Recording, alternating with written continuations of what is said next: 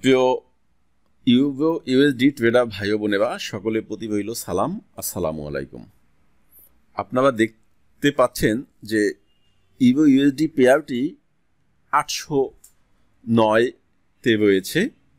তো এই মার্কেটটি আমরা দেখেছি যে আপনার ট্রাম্প প্রশাসন ক্ষমতায় আসার পরে থেকে মার্কেট যেখানে স্ট্রং হওয়ার কথা ছিল, তো স্ট্রং না হয়ে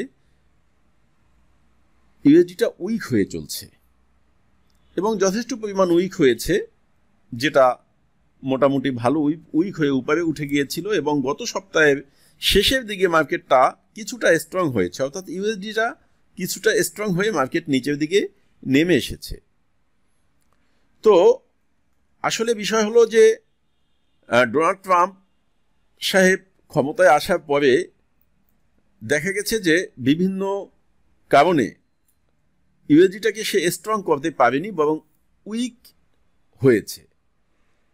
তো যতটুকু মনে হচ্ছে যে ওনার বিভিন্ন দেশের সাথে যেই প্রতিহিংসামূলক কিছু বিষয়, অর্থাৎ যেটা সহজ কথা যদি বলা হয় দাদাগিরি সেজে উনি আসলে অন্য দেশের ভালো চাচ্ছে না, এই বিষয়টা কিন্তু বিশ্ববাসীর কাছে মোটামুটি অনেকটা স্পষ্ট, যার কারণে অনেক দেশেরই এই ধারণা যে ডলারের উপরে নির্ভরশীলতা কমিয়ে তারা অন্যান্য কারেন্সিগুলোতে তারা মানে তাদের নিজস্ব কারেন্সিতে তারা বিভিন্ন দেশের সাথে আপনার লেনদেন বা আন্ত লেনদেনগুলো উপর নির্ভরশীলতা হচ্ছে, ডলারকে তারা করে দিয়ে, অর্থাৎ বর্জন করার যে একটা অবস্থা এইটা।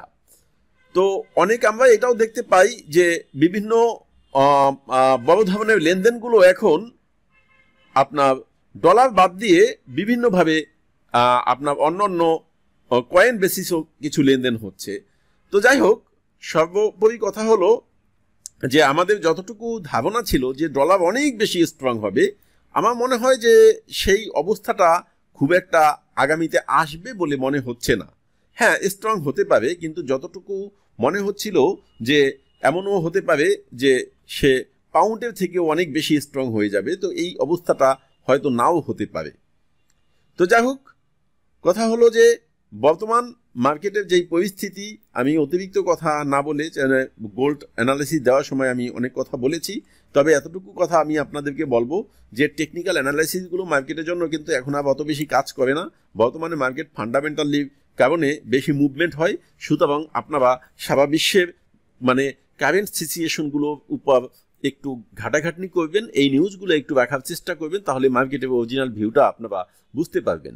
তো মার্কেট বর্তমানে যেখানে রয়েছে এই জায়গা থেকে যদি ইউএসডিটা আরও বেশি স্ট্রং হতে পারে, তাহলে ফার্স্ট সাপোর্ট লেভেল যেটা হতে পারে বর্তমান অবস্থা থেকে, সেটা হলো বিশেষ করে 770। এটা হলো মার্কেটের জন্য বর্তমান অবস্থা থেকে ফার্স্ট সাপোর্ট লেভেল, খুব কাছাকাছি করেই আমি বললাম।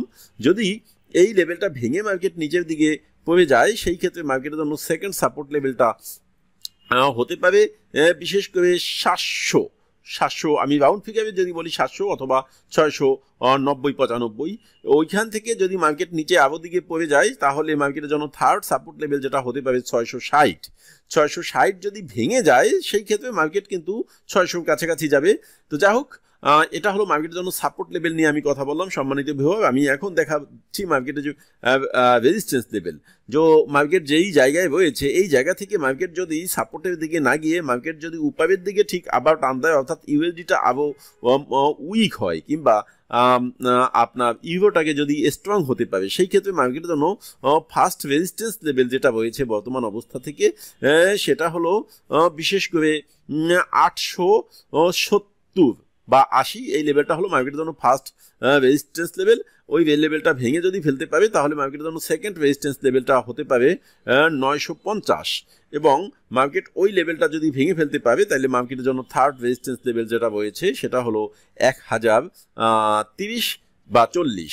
তো এই লেভেলগুলো আপনারা মাথায় রাখবেন, কিন্তু এটা কখনো মনে করবেন না যে এই লেভেলটাই ফিক্সড, কারণ মার্কেটের যেটা বলেছি টেকনিক্যাল অ্যানালাইসিসগুলো মার্কেট এখনো অত বেশি কাজ করে না, ফান্ডামেন্টালি কারণে মার্কেট সব থেকে বেশি মুভমেন্ট করে। সুতরাং আপনারা ফান্ডামেন্টাল অ্যানালাইসিস করার চেষ্টা করবেন এবং বিভিন্ন নিউজগুলো রেখে আপনারা এই মার্কেটে ট্রেড করবেন বলে আমি আপনাদের প্রতি আহ্বান রাখছি।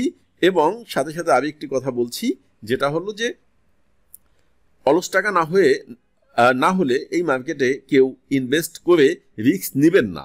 হ্যাঁ, আপনি হয়তো খুব শর্ট টাইম আস্তে আস্তে করে আপনি এখান থেকে প্রফিট করলে আপনি যে কোনো অ্যামাউন্টেই এখানে ইনভেস্ট করে আপনি কাজ করতে পারেন। কিন্তু আপনি যদি খুব ইমোশনালি কাজ করেন, সেই ক্ষেত্রে এখানে আপনারা প্রয়োজনীয় টাকা ইনভেস্ট না করাই উত্তম হবে। কারণ প্রয়োজনীয় টাকা ইনভেস্ট করলে আপনার যে কোনো সময় কিন্তু মার্কেট হুটহাট এদিক সেদিক টান দিয়ে আপনার অ্যাকাউন্টটা জিরো হয়ে যেতে পারে, সেই ক্ষেত্রে আপনি রিস্কের মধ্যে পড়বেন।